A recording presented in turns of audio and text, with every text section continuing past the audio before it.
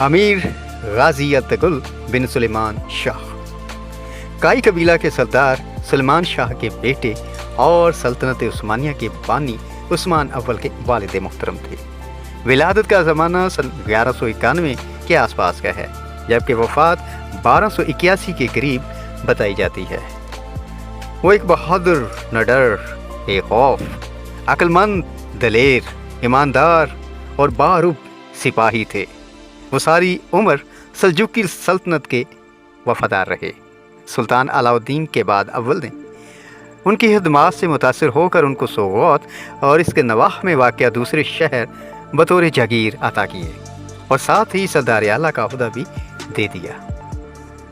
اس کے آس پاس تمام ترک قبائل ان کے ماتحت آ گئے تھے۔ ان کے بچوں میں عثمان اول اور ساجی بیگ، ان کی زوجہ تھی حلیمہ خاتون،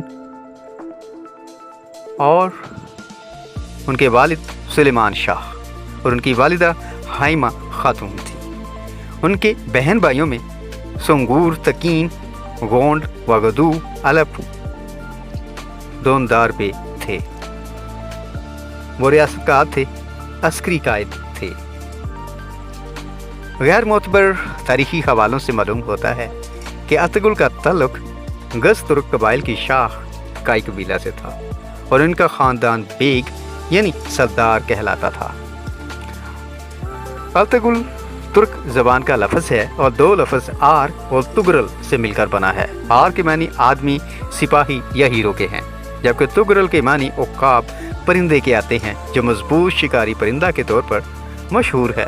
یوں ارطغرل کے معنی عقابی شخص، عقابی سپاہی یا شکاری ہیرو وغیرہ کے بنتے ہیں۔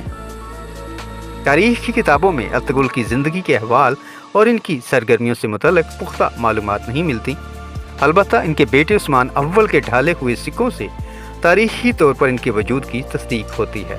ان سکوں میں عثمان اول نے اپنے والد کا نام ارطغرل نقش کروایا تھا۔ تاریخ دانوں کو ان کے حالات زندگی کے حوالے سے ان لوک کہانیوں پر انحصار کرنا پڑتا ہے جو ان کی وفات کے 100 سال بعد تک سلطنت عثمانیہ میں مقبول ہوئیں۔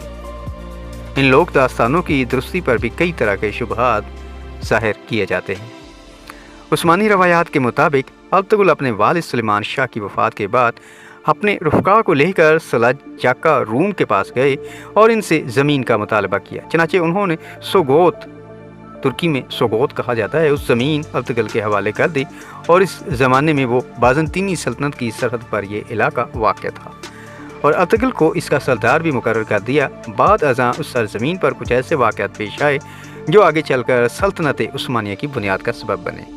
اسلام کی سر بلندی کی خاطر ارطغرل اور دیگر عثمانی سلاطین کی مجاہدانہ سرگرمیوں کی بنا پر عموماً ان کے ناموں کے ساتھ غازی کا لقب لگایا جاتا ہے۔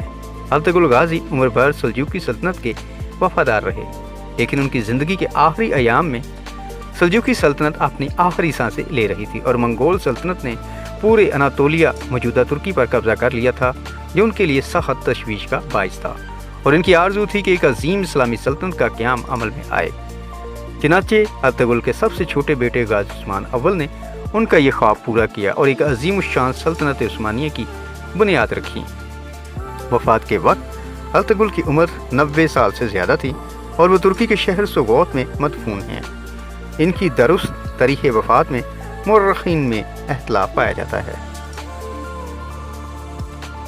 کہا جاتا ہے کہ ان کی وفات کائی قبیلے کی سرداری اپنے بیٹے عثمان اول کے سپرد کرنے کے بعد سوگوت شہر میں 1281 یا 1282 میں ہوئی تھی، جبکہ کچھ ایسے ذرائع بتاتے ہیں کہ ان کی وفات 1288 یا 1299 میں ہوئی تھی۔